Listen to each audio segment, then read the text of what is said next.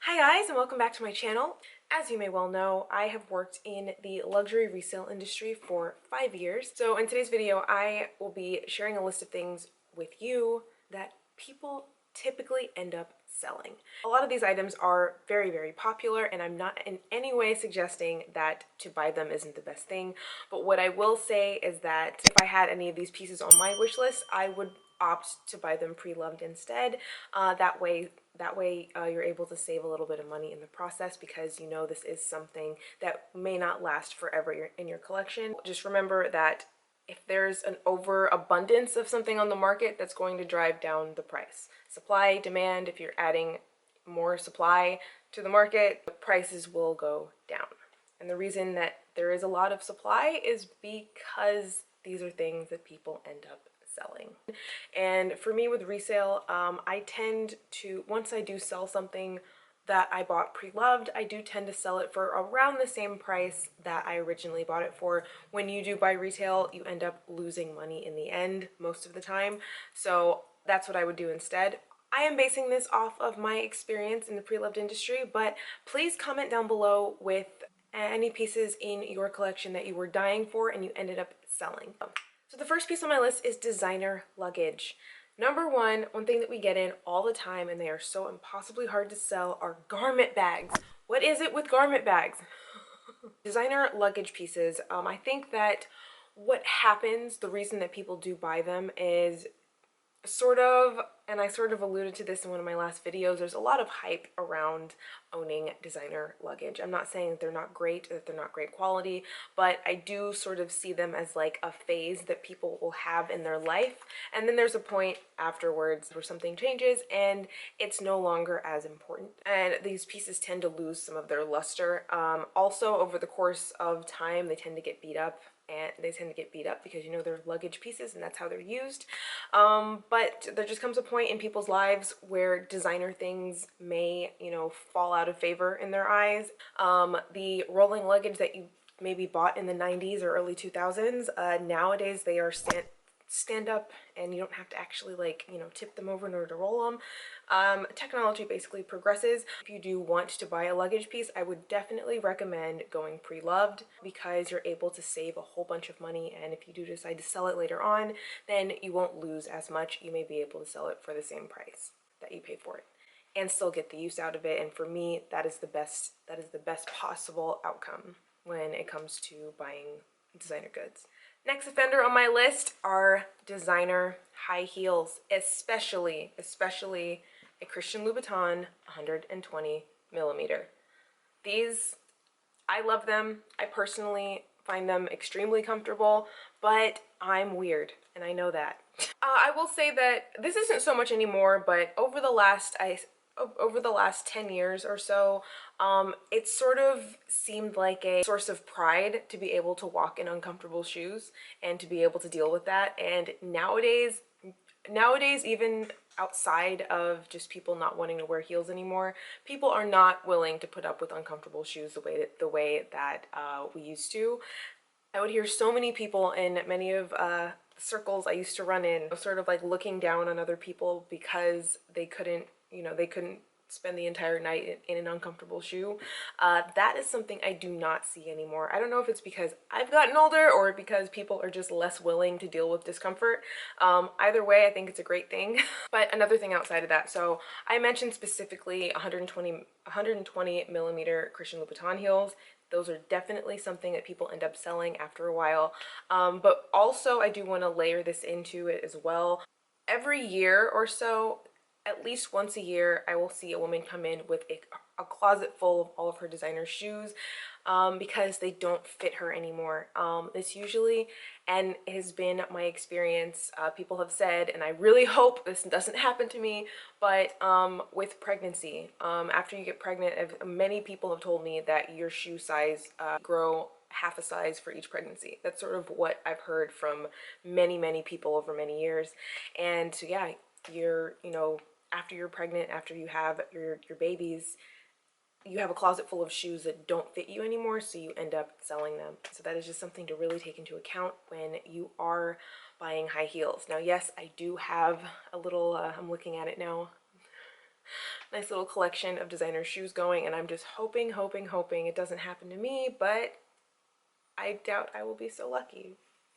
I will say that is a reason that I have gone into the more affordable route with shoes, and I don't really buy them as much as I used to now, but shoes are something I'm very passionate about and I do really love, but I'm definitely I definitely have been going the more affordable route over the last couple of years, because I would rather my money go towards things that will be able to maintain their value and then I'll be able to use for a much longer amount of time. So, next item on my list are waist belts. My waist right now is really tiny. If I were to get a waist size belt, I would be able to use like a 65 centimeter, I guess. I think 65 centimeters is the size that I wear for my waist. The thing is that we all know this, over time, most of us do not stay the same size. So after a point, you have a closet full of waist belts, or even belts in general. Just why it's so easy to find 65 and 70 centimeter belts on the, on the luxury pre-owned and vintage market, because most people are that size for a time, and then there comes a point where they're no longer a size 0. But what I wish more designers would do would be make these slide belts. This is something I've had in my collection from, I think I took this from my mom when I was in high school, but I wear this all the time. It's one that slides and adjusts open, and I really wish that more designers would incorporate this design into their belts. I think that they probably won't, because they like when you have to go in and buy a new size. I'm gonna go in and buy one now, and then one day I may not be a size 0 and I will end up selling it to the next size 0 person out there. Next on my list are bags in extreme sizes. Now what I mean are super huge bags, like this one. This is the Givenchy Shopper. In the large size, it's the same size as the GM Neverfull, but also I mean little mini bags like this little cutie. So I think it is good to have a variety of sizes available in your collection, but when you go to huge extremes in sizing, sometimes they become obsolete within your collection. So I know the trend now is for small bags. Small bags are all the rage. And me personally, I like to carry a whole bunch of stuff with me, so I haven't really gotten onto the trend. However, I want you guys to remember that most of you, myself included, we buy bags to suit our lifestyles. And the thing about your lifestyle is that over time it changes, right? Again, I'm gonna mention pregnancy and children, because that's a huge thing and it completely changes your life, and that absolutely trickles down to your handbags as well. When you do like to carry big bags, when you do end up carrying big bags a lot, there comes a point where you're not, you don't really need to carry all the things that you are carrying anymore, thus the super mega huge bag becomes obsolete. And on the other side of that, beforehand, if you're only carrying little tiny bags, all of a sudden you now have to carry all of this extra stuff that you weren't carrying before, and your tiny mini bags and your evening bags become obsolete.